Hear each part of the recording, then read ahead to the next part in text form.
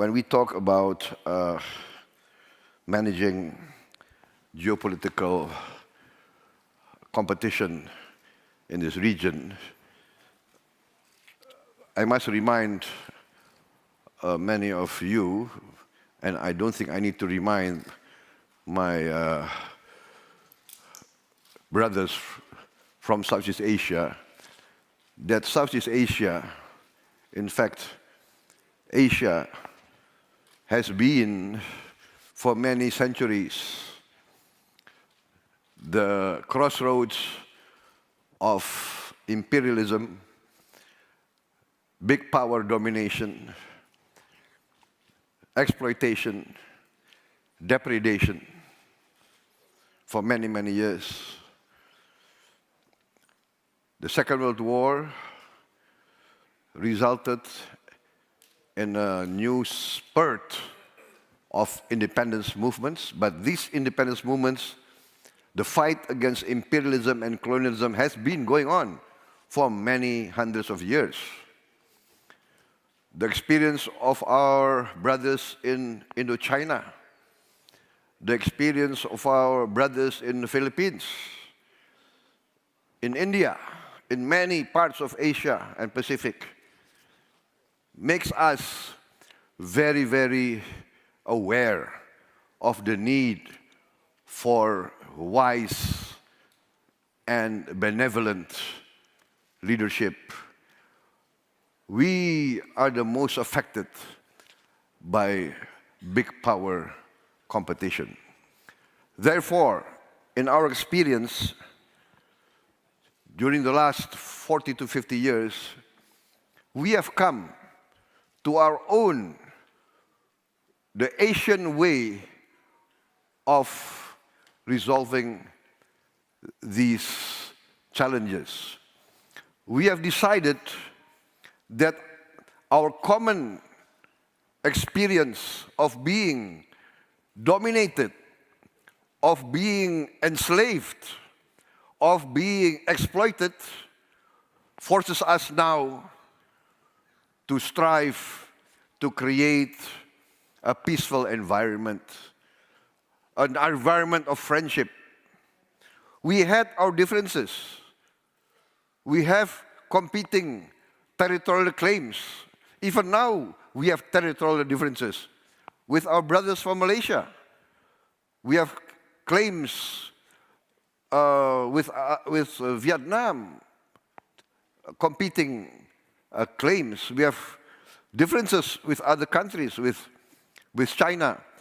But our view is that we must strive for understanding, for communication, and we are proud that we have proved to the world that former rivals, former enemies, we have bad experiences of confrontation, etc., etc. But we have resolved that. We have achieved, I think, maybe nearly 50 years of peace, 50 years of friendly cooperation, and we have succeeded in achieving prosperity. Therefore, in facing the current international dynamics, we are very concerned. Yes, we are very sad at what's happening in Europe, in the Ukraine. It seems far away from us, but it affects us directly. The food problem, the energy problem, we understand that. We understand the competing rivalry between the established world power and the rising world power. But for Asia, China has always been a great power for thousands of years. Our society, our culture is very much influenced by China, by India. The great religions in our country come from India, from China. Therefore, for us, we always will strive to respect all the big powers. For Indonesia, our stand is very clear. We respect all the big powers and all the powers that need to have their space, their rights respected. We support a rules-based international order because we are the most affected by any order that just relies on big power. Our experience of being colonized, our experience of being exploited is always in our subconscious.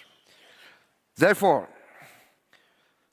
Indonesia opted to be non-aligned. We opted not to be engaged in any military alliance. This sounds sometimes like we are sitting on the fence, but no. This is a conscious decision because for us to respect the interests of all our neighbors and of all the big powers in this region is essential. And we have achieved that with our brothers in ASEAN. And therefore, we are trying to achieve that in this situation. We are convinced that the leaders of the great powers realize the big responsibility on their shoulders. We are convinced that the leaders of China will stand up to their responsibility with wisdom and benevolence, because it is their philosophical teaching. Confucius, all the great philosophers of China have always taught us that power and leadership must always come with benevolence. Therefore, we still are optimistic. We respect the United States. The United States actually has proven to be an anti-colonial power. They were one of the first colonies of Britain that fought against colonialism. They supported our fight for independence. We do not forget our friends who supported us. Australia also supported our independence. We are in the fortunate situation of being surrounded by friendly countries. And this is also, I think, part of our weakness. Because we are surrounded by friendly countries, sometimes our elite becomes complacent.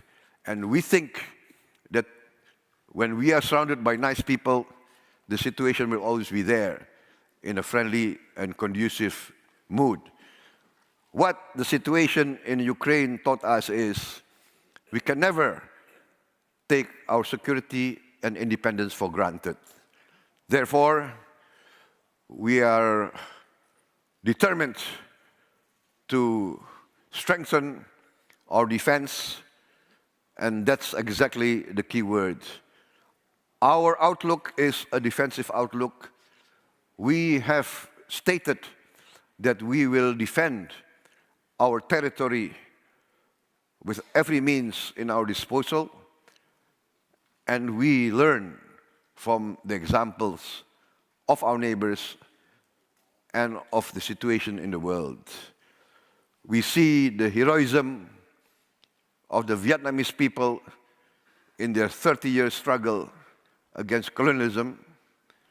We also see how China fought against invasion, fought against foreign intervention for many years.